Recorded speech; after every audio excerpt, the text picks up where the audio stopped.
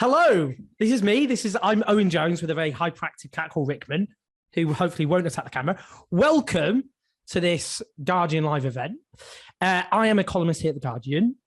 We have lots of stuff, including LGBTQ politics and queer issues. But I am very, very, very honoured and frankly quite excited to talk to author and Heartstopper creator Alice Oseman, who is here in Kello. Hello, Alice. Hello. Hello. And also, of course, the actor Joe Locke. Big round of applause, everyone. Very, very excited. So we're going to be tonight discussing the novels, of course. We're going to be talking about the making of the series. And we're talking about why LGBTQ plus stories are just so important to tell. Now, Alice and Joe, hello again and welcome.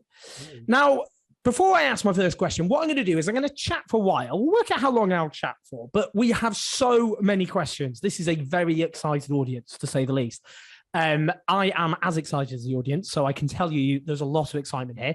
So we've got so many questions. I want to get through as many of those questions as possible. Now, when I say a lot of questions, I mean thousands of questions. So don't be disappointed. Because we will literally be here for 25 years if we go through all the questions, but we will get through as many as we can. They're all great questions. Thank you, everybody, so much. Do send the questions in using the Q&A button, and we'll answer as many as we can. If you like, it's up to you. You've got to feel comfortable, those of you tuning in. Do tell us your name and where you are joining from.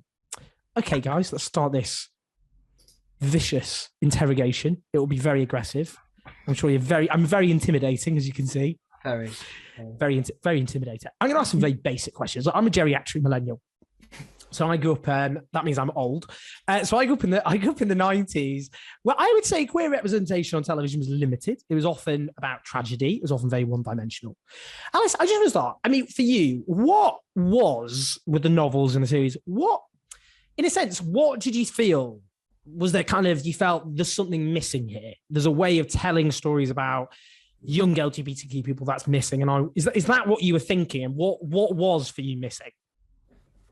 Honestly, that wasn't what I was thinking at all when I started making Heartstopper. Like, I didn't go into it with any kind of like ambitions of like, this is a story that needs to be told. It was just like, I had these two characters, Nick and Charlie, from a book that I'd written before. It's called Solitaire, and I knew that they had a story, they had a backstory, and I wanted to tell that story somehow. And that became Heartstopper. So yeah, there was never really any like aim or goal. It was just me telling a story that brought me joy. And a lot of other people joy. In fact, so that's the other thing. I'll bring in Joe and then bring us back to you as well. Again, a very basic question, but the impact has been just so phenomenal. I mean, it really has been this explosive phenomenon, which has really captured a lot of, obviously, the imagination of a lot of young LGBTQ people, but beyond that, if we're going to be honest. So, Joe, you hadn't acted like this before. Did you expect the impact, the absolutely huge impact? How much were you anticipating, and how much did it take you by surprise? Not at all. I wasn't expecting it at all. I think we all knew we were creating something special, and I think we all thought that it would be something that was special for a small group of people, not special for an incredibly large group of people. And so I think when that sort of happened, it was like a day or two after release, I think I was like, oh shit, like this is big. And it's so great that I feel like Netflix is the perfect platform for the show, in that it allowed it to grow to a level that it wouldn't have grown in other places. I think because it's so worldwide, it's not like if it was on the BBC, it probably would be viewed by people on TV and then it probably would sort of lose its talk about. Doesn't mean the show's any less special. I think it's just Netflix has such a reach that's unmatched by other places. It's just perfect. I mean, but then again, Netflix, you get cult classics on Netflix. This is beyond a cult classic. I mean, Alice, what do you think? Why do you think it had as much of an impact as it did? I think I get asked this question a lot, like, why do people like Heartstopper? Why does it have such a big fan base? And I think one of the things about it is that there's so many different ways to enjoy the story. Like, there's people who watch it because it's just comforting and it makes them happy and it's like a relaxing thing to experience. And then there's people who watch it for the representation, whether that's sexuality or mental health. And then there's older viewers and older readers who enjoy Heartstopper because it makes them think about their own teenage years. And so there's like so many different ways that you can enjoy the story and so many different things to get out of it. And I think that's why it's got such a kind of diverse like range of people who have been watching and enjoying it. Well, just tell me about you wrote obviously these phenomenal books, which then gets turned into goes onto the screen, and that obviously is a completely different, it's a different type way of writing. You have to think in a very different way. So can you just talk through how difficult it is to turn this? You've already invested a huge amount of labor and emotion into turning it into a TV series. Tell me about that process. Well, I think it's easy in some ways and difficult in others. I think what was easy about it was the way that I write comics is actually very similar to the way you write a screenplay, because it's literally dialogue, scene directions. It's pretty much exactly the same. I just had to learn how to use like the screenwriting software. But the difficult things about it were fitting the story into a TV style plot, because TV shows have to have, a lot more kind of dramatic moments, like bits at the end of the episode that make you want to keep watching. And that was very different to what Heartstopper the comics are. The comics are very low stakes, and problems in the comics are resolved very quickly. And that kind of story just doesn't work for TV. So the challenge of it was preserving the original story of Heartstopper, which was really important to me, while making that story work for TV and expanding it as well. Yeah. Joe, a lot of actors, obviously, when they go onto a TV or film or whatever, they get a script and they read it through and they immerse themselves. But this is different. You had this comic, you had, I suppose, a visual representation as well. How much was it, did you feel you got to know your character that way? And how daunting was it for you? Was it daunting to think, well, there's already this much loved character that people have fallen in love with in one format, and now I have to reproduce that on a screen, and hopefully, as you did, but hopefully keep the love and affection of the people who already have, they've already conjured up that character in their heads. Yeah, I feel like there was definitely a level of like it being daunting, because obviously everyone loves Charlie in the comics, but I think it was so great to have Alice there when we were doing rehearsals and at the start and every day on set, because she was both there to ask any questions about the character or anything that we didn't have the answer to. She'd either tell us or be like, well, that's up to you, but also allowed us to explore the characters in our own way. And I think that is the key to like what made us all feel comfortable enough to like, okay, we've been casting these roles. That means like Alice trusts us, and that's like the most important thing. And if there was anything we were doing that wasn't like the character, Alice would not be afraid to tell us, maybe try it this way or let's do this, which also was the most amazing help. But I think having Alice there was like took off so much of the pressure, because it was like we've got the approval from the master of all Heartstopper, so that's all you need. Alice, tell me about the casting process, because I could not imagine Heartstopper without the people who played those characters. It just, the actors and the characters in my head are so synonymous, but you had to create, and you had these ideas of these people in your head for a very long time. So just tell me about the casting process and just making sure, and how involved you were in that as the writer. Yeah. But because I'm interested to know, but and how important it was to you to find the exact right people to turn this story into reality. Yeah, well, it was very important. It was vital. Like, it was honestly terrifying, because we knew that we had to find the perfect people or the show would just not work. And also, this was all taking place during COVID times. We're still in COVID times, but like during very bad COVID times. So it all had to be on Zoom. We didn't have a single in-person audition until the very end of the process. And we also only had 2 months to cast everyone. So it was literally a very, very difficult and terrifying process. And I really did go into it with the mindset that was like, if we don't find the right people, we're not going to make the show, because I wouldn't want to make it without the right people. And it is honestly quite scary thinking about, we saw so many actors. We did open auditions for several of the roles, and we had 10,000 applications in total. And obviously we didn't see 10,000 auditions, but we saw a lot. And just, it's scary to me thinking about like how close we could have come to not finding the right people, but somehow everyone found their way to us, which was very, very exciting, but it was a stressful time. And I'm just happy that it all worked out. Let's embarrass Joe. This is Operation Embarrass Joe. What was it when you saw Joe? You're like, click, there's the guy. Oh my gosh. I think so. Charlie is quite timid. I think he has a certain shyness about him, and I think that's one of his most obvious character traits. And I saw that in a lot of auditions, that is what the actor would kind of cling to.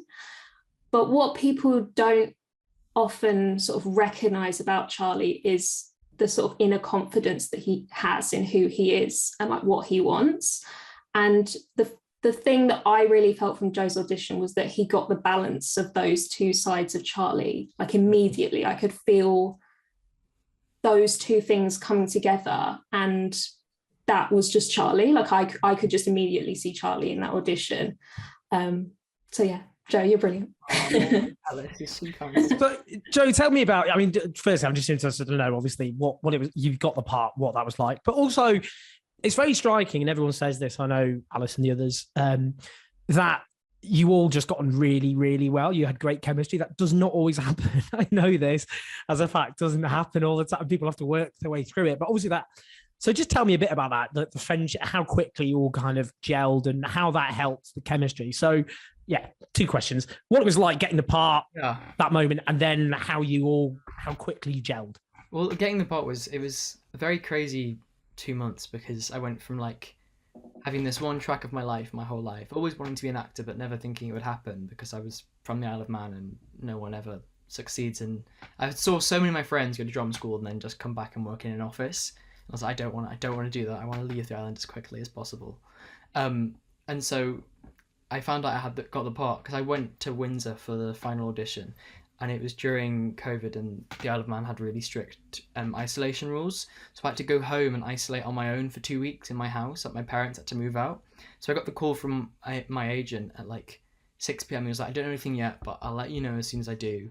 And then 10 minutes later, he rang me, and I was looking at my phone. I just remember being like, this phone call is like, this is it. Like, and then I just screamed alone in my house, and it was really like a downplayed celebration because I didn't have anyone to celebrate with. And then we literally, I think it was like 2 weeks later after that, we were all together in a rehearsal room, an old cricket club, and it was like first day of school and everyone was a bit nervous. And then I think having those 2 weeks of rehearsals was so great because we got to know each other, and it wasn't just like straight in at the deep end, and we all just clicked. I think when you're going through something so unique as creating a TV show together, it's such a unique and weird, but in an amazing way, experience that you create these bonds that is like, it's all like, it's like a family.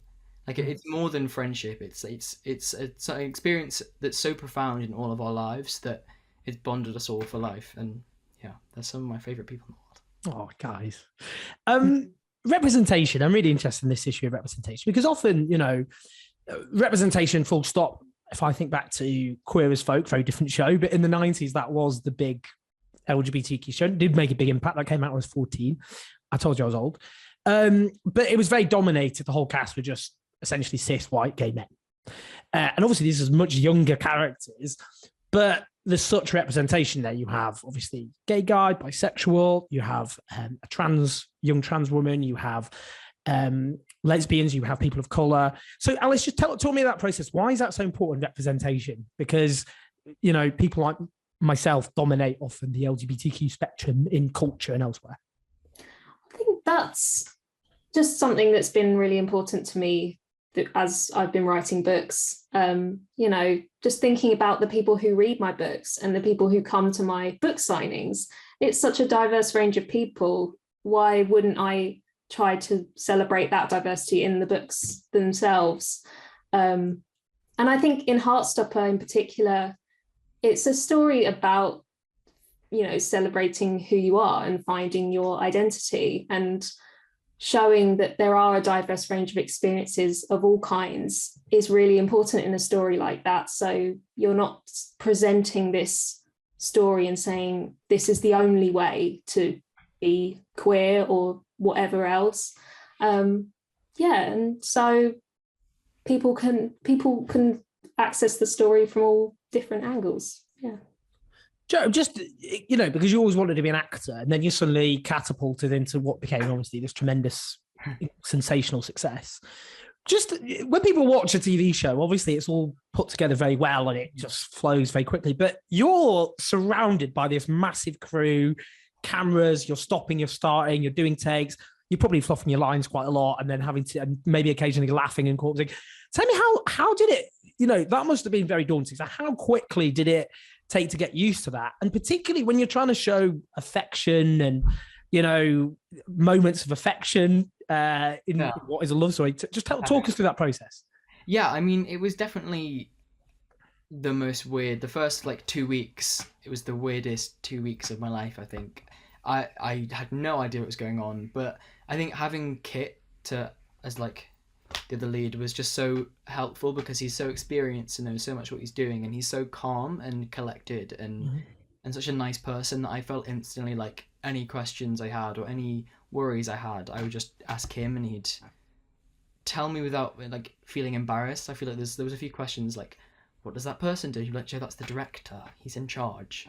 Or like stupid questions like that. He would never belittle me in that way. And I think having also the environment was we were all treated like adults who were treated like professionals, and it wasn't our quote unquote first job. And it was such a lovely atmosphere on set that I never felt. I was nervous because it's a big thing to do, but I was never nervous because of the environment. And I think our director Eros did such an incredible job of Eros, Alice, and Patrick, who is our exec producer, just an incredible job of creating that environment and creating such a lovely working space where everyone felt like they were creating something special and so really cared about what they were doing. And therefore, every day on set, I don't remember really there was any arguments. So set's a really stressful place, but it was almost people found new amazing ways to deal with that stress and channel it into the project, it was really lovely. What was the most challenging scene for you? The rugby scenes. In fact, the changing room scenes, because I, throughout my whole school career, did the best I could to not go anywhere near the PE department. It just wasn't for me. The sports and the atmosphere and the sort of laddie culture just very much isn't my vibe. And so to be in that environment again was a really weird thing to get used to. But even then, it wasn't that challenging. Probably the most challenging was actually playing the rugby, and the rain rugby scene in episode 4 was hard work. Just in terms of Alice, I mean, it strikes. Look, as I said, I keep repeating, I'm a geriatric millennial, and this is about Generation Z. And it really strikes me that this really does reflect the Gen Z experience. So, how much? I'm interested just in terms of, because you're a young millennial, I think, aren't you? I'm trying to think. Yeah, you're a young millennial. Just in terms of reflecting how because I've spoken to lots of Gen Z people who think it's very authentic the way they talk to each other, communicate, on Instagram and all the rest of it. How did you root it so much? How did you make sure it was rooted in a kind of authentic expression of Gen Z culture and even the way they communicate, the words they use? I think it has a lot to do with the fact that I've been an author of young adult fiction for quite a long time. And so for many years, I am quite frequently, receiving questions and comments from younger people on my social media. And so I'm kind of seeing all the time how Gen Z are talking to each other and how they type and, what they like, what's in fashion. I honestly do think that it gets harder, as I get older. When I started writing, I was writing about characters who were my own age, and now I'm writing about characters who are 10, 12 years younger than me. So, and I have found that it gets harder. But I think when you're trying to write characters who are younger than you, it's quite easy to overthink it and start thinking, oh, how do I sound like a Gen Z person? When really the main thing that you should try and focus on is just treating teenage characters like human beings and like writing them how you would write any other character. I think if you're trying to put on a voice that sounds like a Gen Z person, it's always going to sound fake, and you're always going to sound like an older person trying to pretend to be a younger person. So how do you do, kids? That famous exactly. I mean, Joe, how much when you're acting, how much are you drawing from your own experiences? Do you have these kind of in your heads, things you went through yourself, these kind of emotional reservoirs you're tapping into? I think with Charlie especially quite a lot, because I relate so much to Charlie as a character. And also because when we were filming season 1, I was still in school, so I found it quite easy to sort of like slip back into that. Now I've left school, so we'll see what happens for season 2. But yeah, I think for me, I feel like a lot of actors will hate me for saying this, but like a lot of people like talk about method and approach and different practitioners. But for me, I think the way I act is basing everything through truth, because if you can believe the character yourself, then the likelihood is that other people will be able to believe it as well. Yeah, that makes sense. That's interesting. I mean, every actor has their own unique method and approach, don't they? But I suppose there was method acting for you because you being at school as essentially. I just want to start by just bringing in some more questions, actually, because we've got so many, as I've said. Lauren asked, hello, Lauren. I would love to hear Alice speak on their experience on set and any changes or adjustments they had to make to scripts, details while filming. So it's kind of why, building on what I asked before, what are the kind of key, big changes you had to make? Big changes. Like any changes or adjustments, the key things you remember? In the script writing? Yeah. I don't know if this counts as a change, but the adding of new content, the adding of new plot lines into the story was like the biggest thing by far. The story itself of Heartstopper is short. It's quite short because it's a graphic novel and not a lot can happen in a graphic novel. So to fill out a whole season, we needed to add a lot of new things around that. And the main things in season 1 were Tao and Elle and Tara and Darcy getting a bit more of their own sort of spotlight, whereas in the books, we don't really see a lot of them. And that was something that I was really excited about because I love those characters, but there's just not very much room in the comics to like explore their own stories outside of Nick and Charlie's story. So that was really fun, and I'm excited to continue with that into season 2. Tatiana, hello Tatiana, asked Joe, what is your favourite Nick and Charlie scene from the show? And very importantly, why? Ooh, probably. Oh, that's such a hard one. Probably the scene in episode 8 in the corridor after Nick's taken Charlie from sports day. I really love that scene. I think it's like the classic Hollywood end of like a romantic film, which I feel like queer characters never really got. So it's great to like have that, like, I think in the script, the kiss was like Alice described it as a real romantic Hollywood kiss, and I just really loved that. David asked, I'm really interested in this, Alice. How did you ensure the look of the comics, e.g. the leaf drawings, made it into the show? And I suppose building on that, because there's a kind of balance between kind of realism, making it like this is something people can imagine happening as a kind of real life thing, but also like the crackles when they touch and stuff like that, which makes it something slightly different. So how did you feel the balance there needed to be kept? I think it was kind of several different things. Like, first of all, the animations, that was in the script from like day one. We called them Heartstopper moments in the script, and I'd literally describe what I wanted to see in animation. And then when we came to actually creating those animations, I drew the storyboards, and then we hired an animator to actually do it because I can't animate. So that I was really involved in that sort of side of things, but the general aesthetic of Heartstopper, that was very much Eros, our director. That was something that was really important to him, in sort of preserving the aesthetic of the comic. When we were on set, when we were doing a scene that was in the comics, he would always have the comic pages open on an iPad, like next to the script. So he was always thinking about like the framing of it and how to best replicate what's in the comics. Joe, Blake wants to know what part of Charlie's storyline resonates with you the most, and I would ask why as well.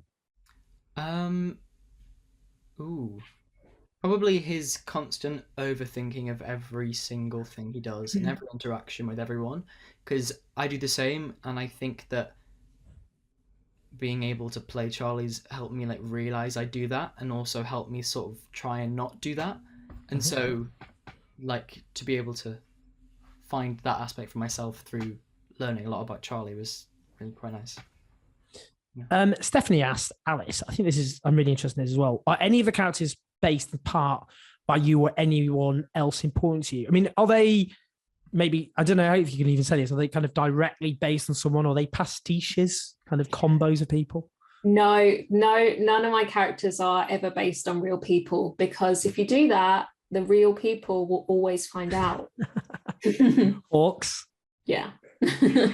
I mean, sometimes they do that on TV shows, don't they? Again, none of the characters are based on.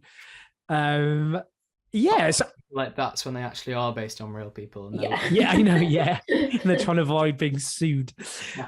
I mean, I'm just interested, just draw like the process of a character coming to life. Like, let's take say Charlie. How did Charlie come to life in your head? The process? Oh my gosh, that requires me to think back like 10 years ago. So when I'm creating a character, I always tend to start with like one big personality trait. And that is like kind of what we learn about them at the start of the story. And then I like build other personality traits around that. Whether that's things that they learn throughout the story or something that we, the reader, learn, further in. So yeah, it's difficult. I don't know for Charlie, because Charlie has developed so much and so slowly as well, because in Solitaire, he was a secondary character. Solitaire is about Tori, Charlie's sister. So Charlie wasn't like, he was in that story, but he didn't have like a complex storyline or complex personality really at that point. It was only over the next few years as I sort of developed Charlie. It's been a long journey for Heartstopper. So I don't know, that's a tricky one. I mean, I'm interested as well. I mean, because obviously you're writing about love between two guys, and it comes across as very authentic, having been a guy who's had relationships obviously with other men, including when I was closer to that age. How difficult was it? I mean, obviously just because even between two guys or two women or whatever, it has its own dynamic and all the rest of it. But how for you just coming up with this very real and authentic love between two guys? How was it part of your own observations, or? I don't know. I always say that like inspiration comes from everywhere. I think when I was coming up with Heartstopper, by that point I had read a lot of queer stories, being in the world of young adult fiction, where I think young adult fiction is often at the forefront of queer representation, and it's often there's so many queer YA stories out there, and so I was kind of getting so much influence from all kinds of different stories, and it wasn't something that I really thought about too much. It was just like I had these two characters that I cared about so much, and I just wanted to tell this love story. I mean, Joe, for you, I mean, there's been, it's up to you how much kind of you answer this on your own terms, really, but there's been big debate, particularly more recently, about who queer characters are played by. And obviously, if I go back to Queer as Folk as an example, most of the actors were straight, and Russell T Davies wouldn't do that now. How important for you was it that that your character is played by, someone who isn't straight, I guess, or whatever. I think at the heart of it is all about understanding, and I think Heartstopper is such a show full of such of young people that it's hard. Young people don't like. I'm only 18. I could turn around tomorrow and figure out something new about myself that I didn't know the day before. And I think if you need to give actors that space to be able to like figure themselves out, especially when they're so young. But I think Heartstopper, it's definitely so important that the actors playing the roles understand all the issues that the characters are going through. Otherwise, then you can't bring that level of authenticity and truth to it. Mm-hmm. Yeah. Just in terms of how things have changed, I mean, I'm just thinking back to when I was at school in Stockport in the 90s. And to be honest, if just someone went to play a queer character, they might actually get quite a lot of hassle. So I'm just interested in the response you've had. And did you have any fears about playing in a LGBTQ drama?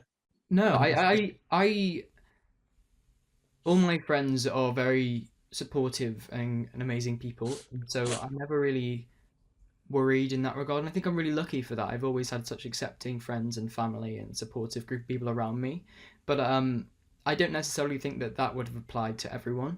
I think that there's definitely some people who, if they were to go and play a queer character or align themselves with such a queer focused show, that people would have issues with that. And I think that's really sad, and a reason why Heartstopper is such a great show, and why anything more shows like Heartstopper.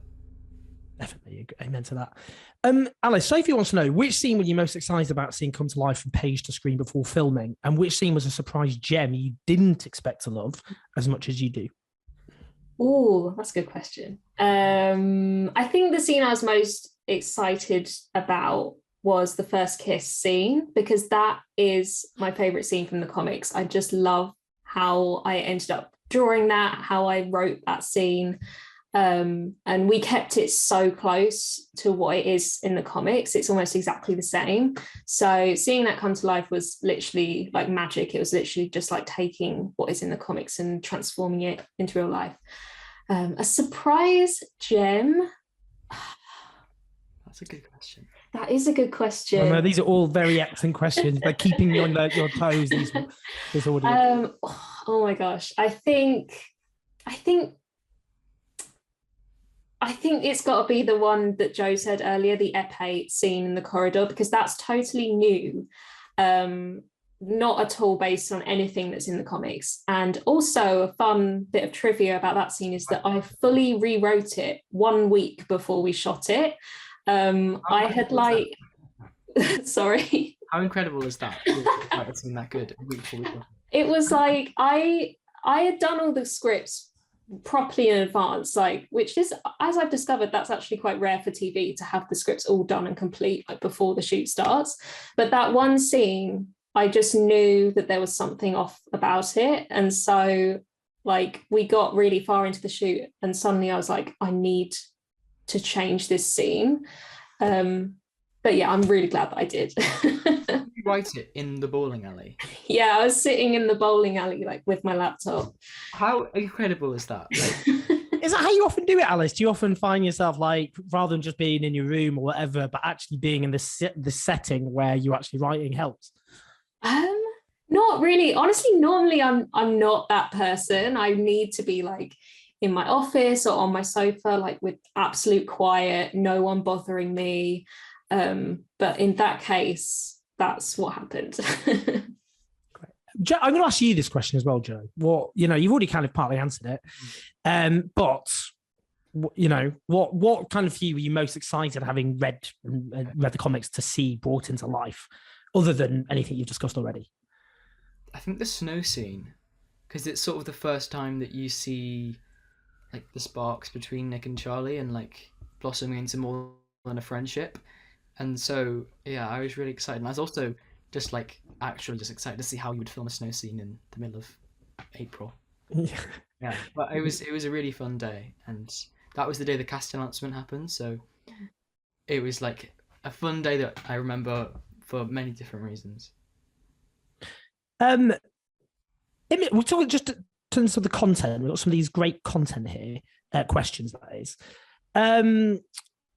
Cooper asks, since Imogen wasn't a character in the original comics, what made you decide to include Imogen in the Netflix version? So I suppose that was an example of how things changed slightly in the universe.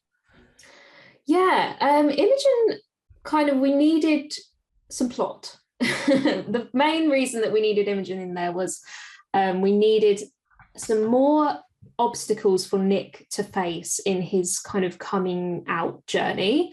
In the comics, Nick and Charlie have their first kiss, and then they have their conversation at Charlie's house, and then Nick is feeling like very sort of assured and confident in his feelings. But that we needed to elongate that journey for the TV show, so it doesn't all like wrap up immediately after their first kiss. And Imogen was a part of that. And it also kind of ties into Nick's like bisexuality journey, you know, trying to figure out, does he like Imogen or does he like Charlie, or like what are these feelings?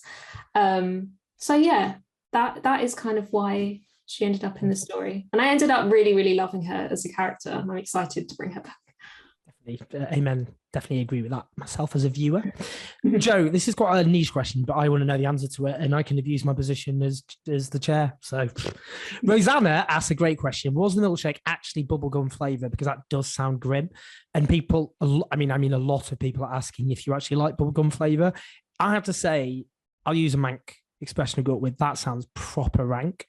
Was it actually bubblegum flavour milkshake? Yeah, it was. But the milkshakes, the first taste was fine and nice, but then after the first take, they refilled them with water and not milk. So they just got increasingly grimmer and grimmer and grimmer until like I think there's a blooper in the blooper reel where we're all like, they say cut and we all just go and like spit it out and on the grass next to it. Yeah, but yeah, I don't mind bubblegum flavour. I used to love bubblegum flavour when I was a kid, but I had a really huge sweet tooth, which now means after about 25 fillings and I don't really like sweets anymore. But I used to like bubblegum, but I would say probably not anymore. I've not had it for years. Oh, yeah. I think there was a lesson there, Joe, which Yeah. I'm afraid you've learned the hard way. Yes. I want to ask Elle Argent, who plays a young trans woman in the show, played by Yasmin Finney, a brilliant actor.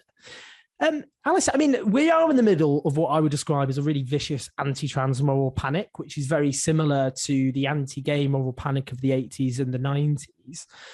I'm just wondering about just why it was so important in that context to have this, you know, absolute core trans character who was played, obviously touch transphobia is mentioned actually quite quickly in one of the teachers in their transphobia.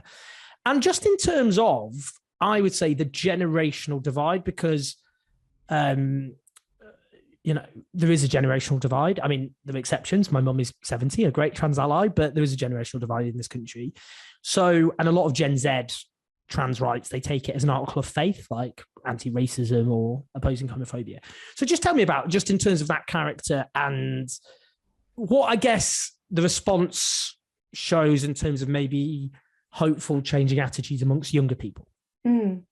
Yeah, so I wanted Elle's story to be a story about a trans character that's not focused on trauma or horrible transphobia, or even transition, really. It's not about that.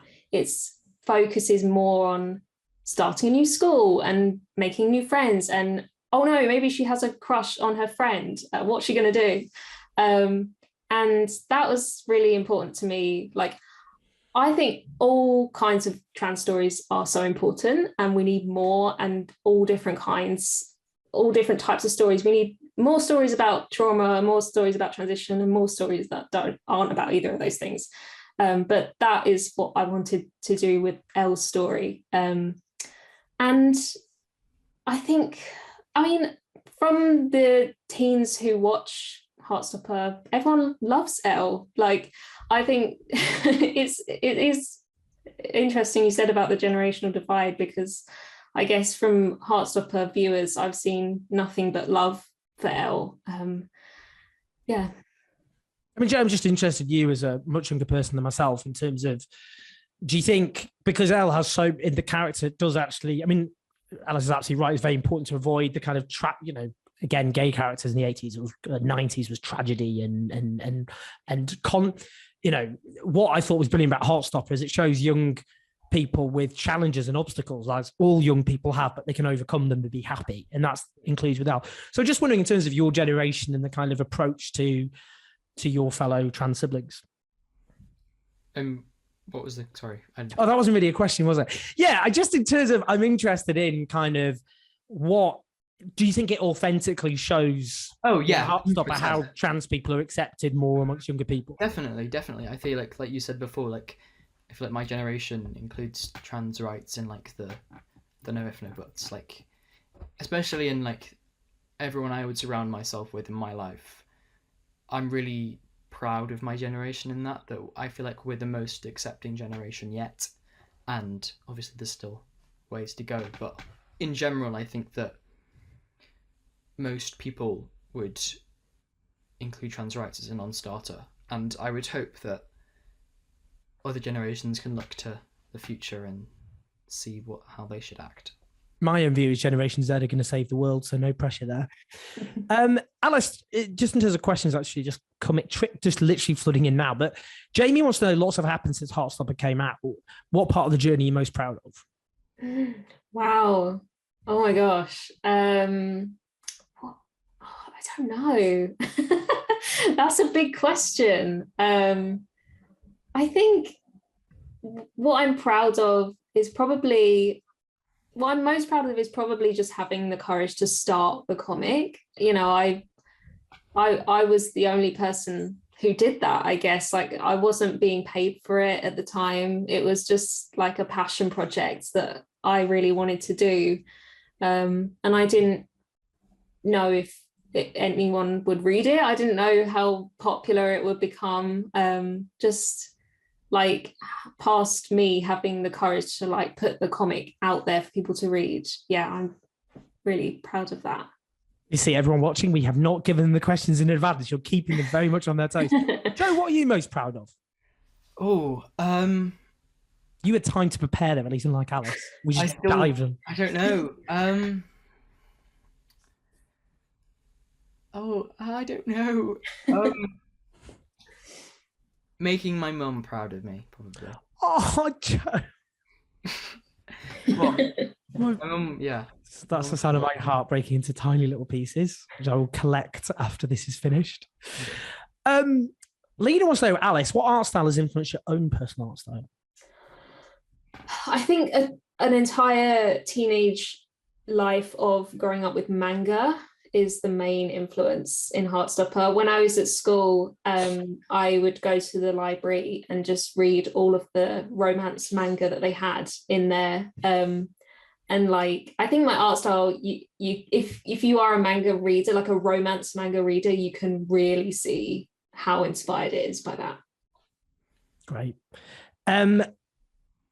As a young person, this person's anonymous, as a young queer person, Heartstopper was the first piece of media that made me comfortable to be me and inspired me deeply. Who were some of your queer inspirations? Joe, queer inspirations. Love some queer inspirations. I always get asked this question, and my answer always, like, I can never think of an answer because I feel like most of my queer representation was from like side characters and funny characters. But like even just like people like Julian Clary being alive, or like doing funny things on TV in like pantos, or Russell T Davies making Doctor Who, or even like Leighton Williams in Bad Education as well. Just like loads of like cool characters. I thought that they're really cool people, and I think I grew up with this idea that being queer made you different. Like, it's sort of ingrained in society and is what young people are taught. And so lots of these people that I looked up to, and I think a lot of them were like YouTubers, like Tyler Oakley. I remember watching him and seeing that like being queer doesn't make you different. It's just you're normal. You're just also queer, and that's an incredible thing rather than something that is to be scared of. So I think there's loads of different people. Yeah. Alice, your queer icons, inspirations. Well, thinking about what queer media I had when I was growing up, it was like Glee, and then Skins. And I think those shows did sort of inspire me in some ways. But like in terms of like my personal queer icons, as an asexual person, there really isn't, like, I've not had like representation hardly at all, despite, you know, even now.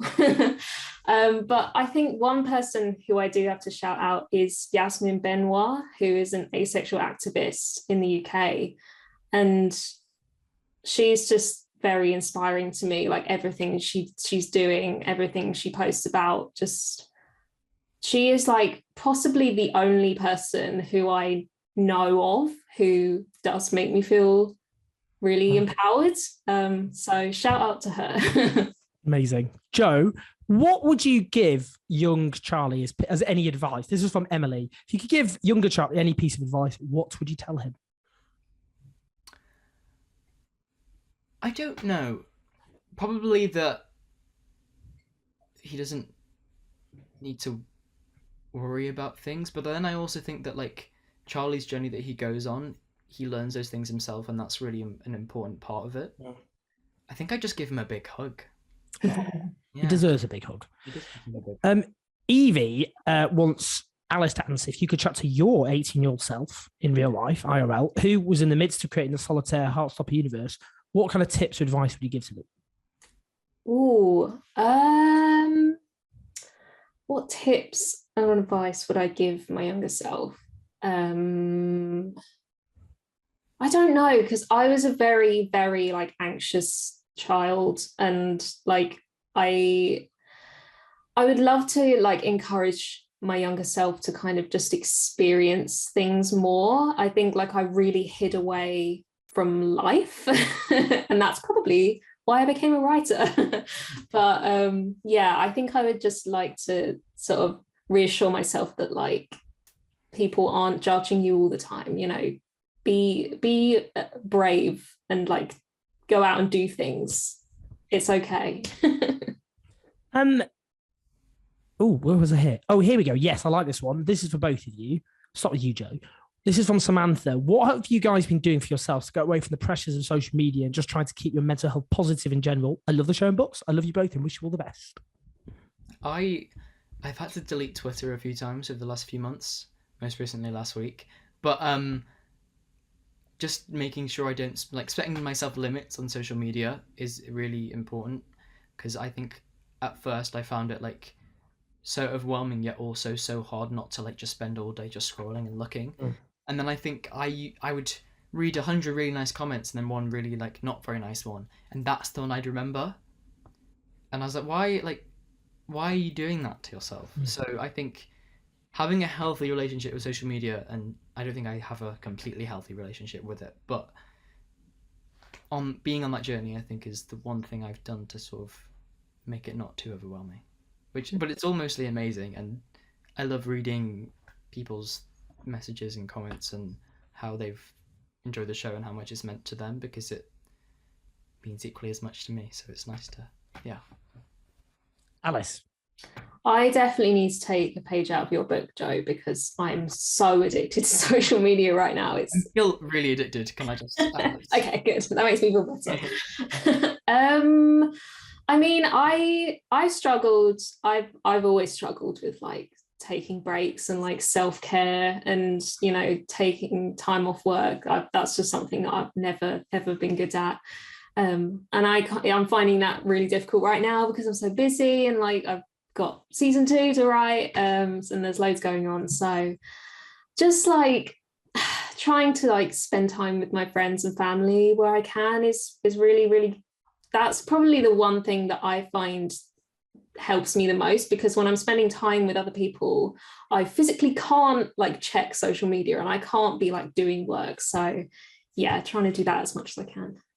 Just in terms of, this is kind of more kind of practical, I suppose, but Nicola wants to know what you can do to support a friend or family member who's just come out or is scared to come out. Alice. Oh, just like, I mean, I just get like just reassuring them that you're there for them and just being as open to any kind of conversation as you can. Like, you don't pressure them into a conversation, but just making sure that they know that you're there and you will support them no matter what. Yeah. Joe? Exactly that. I think it's just about like making sure they know that you love them and care about them, and being open, letting them take all the time they need, while also letting them know that you're ready to talk about anything whenever they want to. Patrick says, I'm sure that Heartstopper is aimed at the younger generation, and rightly so, but how do you feel about its effect on older queer people? I survived my gay teens in Ireland in the 1980s, and I should point out that homosexuality was not legalised or decriminalised in Ireland until 1993. I honestly was not expecting this show to resonate with me so much. Yeah, Alice, I'm interested. I mean, I wrote a column about for The Guardian as a 37-year-old, but in terms of, are you surprised, I suppose, by how much, I mean, Patrick's older than me there, not to age shame, but were you surprised by how older people who are 20, 30, 40, 50 years after this is set, how much it impacted them?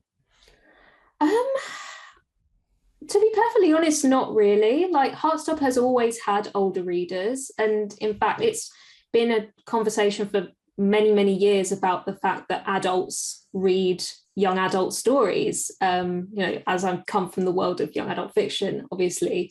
So I knew that there would be lots of adults who would enjoy the TV show. And I am just really happy to hear that, that it's inspired so many kind of strong feelings from older viewers. And I hope that it's been comforting in some way, at least. Yeah.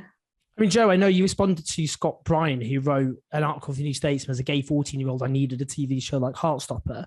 That was a piece that resonated with me. I wrote a column along similar lines, I suppose. I mean, what's your takeaway from that? The fact that people from older than you were so impacted?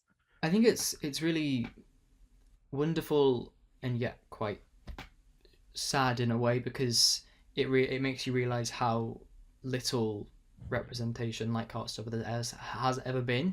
And in Scott's article he talked about like the melancholy feeling, and that made me like, I hadn't ever thought of that reaction to Heartstopper, and when I thought about it I was like, obviously. And yeah, I think about that a lot, actually, that reaction to the show, and how it makes me really happy that things are changing and Heartstoppers are being made.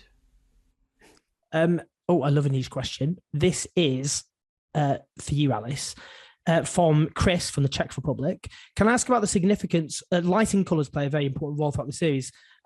They want to know about the significance of blue and yellow in particular. Is there any significance there? Do they symbolise anything? Well, that wasn't up to me. That was Deanna, the DOP, who was in charge of the lighting of all of the shots. And also it was, the art department as well, blue and yellow, and the costume department. When you're making a TV show, all the different departments, lighting, art, costume, all of them, they're all in conversation about the visual look of the show, and they will choose colour schemes for certain scenes, and I don't think there was any like particular significance about blue and yellow, but bringing that as a motif throughout the whole show gives it a certain visual aesthetic, so it was definitely an artistic choice, and you'll have to ask the other crew members about that choice, I guess. Chloe in New Hampshire in the US asked Joe, do you have any rituals or things you do before filming to help you get ready for the scene? I don't know.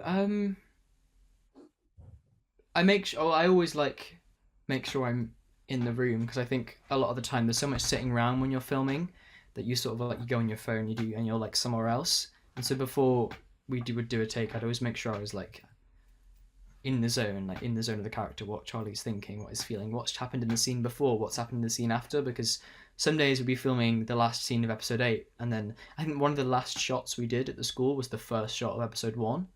So it's very like jumpy, so making sure, but Eros, the director, would go through like, okay, so this has just happened, this is what Charlie's thinking, think about this, and this, because this happened 3 scenes ago that I might not have realised, because on the call sheet I've seen that it's this scene. And then that changes the way the scene works. So I think just making sure I was present and in the moment was really important to me. So looking ahead, we've got Heartstoppers to come. Very, very exciting. Anadip, if you could get any guest stars in the next season, who would it be? Alice. Oh my gosh. I mean, someone like Ian McKellen would be like a dream as like a teacher or something. That would be very cool. Yeah, I mean, he'd be ridiculous if he doesn't agree. Let's get on to... We'll email him after this.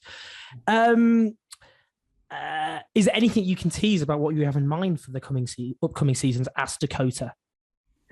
Well, we will be going into volume 3 of the comics, where the gang go on a school trip to Paris. So we'll probably be going to Paris. So yeah, I don't want to say too much, but if you read volume 3, you'll have a good idea of what's coming. Pogu wants to ask, actually, does France have a special place in your heart, Alice? France? Yeah, because Nick can speak French fluently, trip to Paris. Yeah, it definitely does, because my grandparents used to live in France, so I would go to France every year. And yeah, I've been to France loads and loads of times. So, and yeah, I can't speak French. It's just terrible. But yes, I love France. Terence from Sydney, Australia wants to know how you're coping with the enormous success and fan support. So how do you find that, Joe? I think that's a really interesting question. You're talking about scrolling through and all the rest of it, but you know, you've got so much love and affection, but can it be quite overwhelming? Yeah, I think it's a very strange thing to sort of go from 0 to 100 in the space of a week. And definitely something that I think I'm still getting used to. But because the reaction's been so amazing, I think that sort of washes over in general, and it makes it an amazing. But sometimes, yeah, it can be something definitely to get used to, and it's very overwhelming. But I think I hated it, but the best thing that for me was going back after the show's release, going back to school and finishing my A-levels. Mm-hmm. It's definitely very grounding and very like the perfect thing I needed to sort of like keep my mind focused on something, because I think otherwise you can get sucked into that feeling of it being very overwhelming. Alice, for you, I mean, you've become this icon of youth as well as LGBTQ people, I would say. How do you find it? Is it overwhelming? Wow. I mean, that's I wouldn't have described myself that way, but I have, and I've crowned you that. Okay. Yeah, it is very, very overwhelming. I still feel like I can't really process how much Heartstopper has blown up and the sort of cultural impact that it has had and still has and will have in the next season. I am still processing. I think that's my answer. Still trying to sort of get my mind around it. Looking ahead, and I'll ask this in a different way to both of you, but Johnny wants to know how you're thinking about balancing the heavier topics, the later comics, with the upbeat and optimistic tone set with the first season of the TV show. I mean, are you worried the response? Talk us through that. I am not worried at all. I think it's the exact same as it is in the comic. The comics are a hopeful, optimistic story that also deal with serious issues.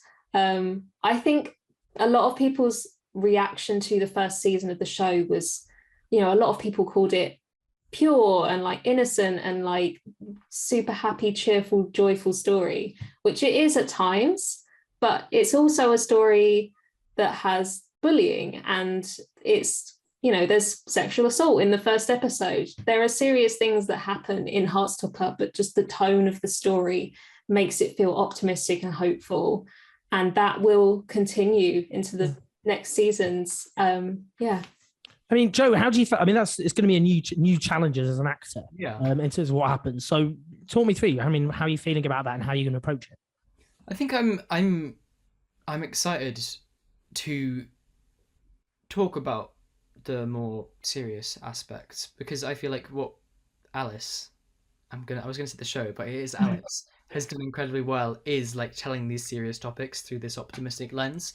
And I think that is what is the essence of Heartstopper, and the reason that it's done so well and is such an incredible piece is because Alice has this incredible ability to write in a way that I'm not sure anyone else could, and keep that optimism. And I hope that I can then take these words and that Alice has written and hopefully do them justice. You will. You're going to smash it. We're nearly out of time, but I'm just going to try and squeeze in just quickly. Lydia wants to know, would there be a chance of future Nick and Charlie books? I would really love to see their relationship develop in their future years. Is there a chance we could get a rough timeline of when season 2 might come to our screens? Future Nick and Charlie books, no current plans. I need to finish the comics. I think that's my focus for now, which will take a lot of time and energy. So I need to focus on that before doing any other kind of Nick and Charlie stories. Timeline for season 2, we literally have no idea. We have nothing to share. You'll just have to wait and see. And also, just quickly on that, Claire wants to know, are you writing any new books other than the Heartstopper Volume 5? It sounds like your energies are being consumed. Yeah, I am not writing anything else right now. My whole life and universe is Heartstopper for the foreseeable future. And Joe, you've been... Oh, sorry, Joe. Alice is working incredibly hard. I don't know how to do it. I don't know. I mean, Joe, for you, are there any plans in terms of acting elsewhere? Or is this just everything now just into Heartstopper? Well, I'm doing a play at the Donmar over the summer, which I'm really, really excited about, because it's a play about climate change, and it's sort of set in the near future, and the younger generation are putting the older generation on trial for like if they did or did not do enough to stop climate change. And so I'm very excited to do that, and then I'm not sure what else yet. There's things in bubbling, but most of those bubbles pop and disappear, so you never know. And finally, a question for me. I mean, in terms of, we start where we end where we started, sorry. In terms of LGBTQ representation, what's your hope in terms of what Heartstopper might encourage in terms of other dramas? What would you like to see people do more of in terms of LGBTQ representations, including in shows which aren't specifically about LGBTQ people, but where they're woven in, if you like? Wow, big question. All kinds of things, like more live action TV shows about queer people for young viewers would be great. That Heartstopper isn't the only one that's out there, but would love to see more. Would love to see more shows about lesser known queer experiences, more trans stories, more asexual stories, or intersectional queer stories. I can't think of anything else. That was a lot. Joe, anything you would like to see more of? Just a lot more positive queer stories that are happy and show queer people being happy. Yeah. Oh. Honestly, it's been such an honour to have both of you. It had a huge impact emotionally on me, Heartstopper. I wasn't expecting it to have quite as much of an impact. I don't think anyone was. And I instantly fell in love with it. And I can't wait to see what you're all going to do together as we continue this wonderful journey. So thank you for this amazing piece of work, which really must be quite a surreal experience to know that you are, through what you've created, helping to change the lives of people you're never going to meet, often never going to hear from. It's quite an astonishing thing. That happens every day. The people every day watching Heartstopper still for the very first time. It's quite an achievement. Very, very few people who've ever lived can say that, and you've both done it so young. So thank you so much. We've run out of time, so everyone just give a big round of applause to the brilliant Joe Locke and Alice Oseman, who we are so lucky to have, and we will hear so much from more in the future.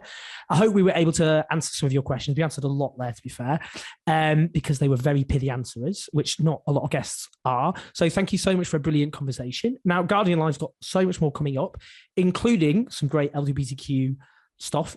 Russell T Davies, the aforementioned, of course, queer as folk, but he's created a whole range from Doctor Who to other queer dramas. It's a Sin, of course, being the most recent, strikingly. A climate event with 2 youth activists, which Joe's just mentioned she's doing a brilliant play, which you've all got to see at the Donmar, obviously about the climate emergency, but there's a climate event coming up.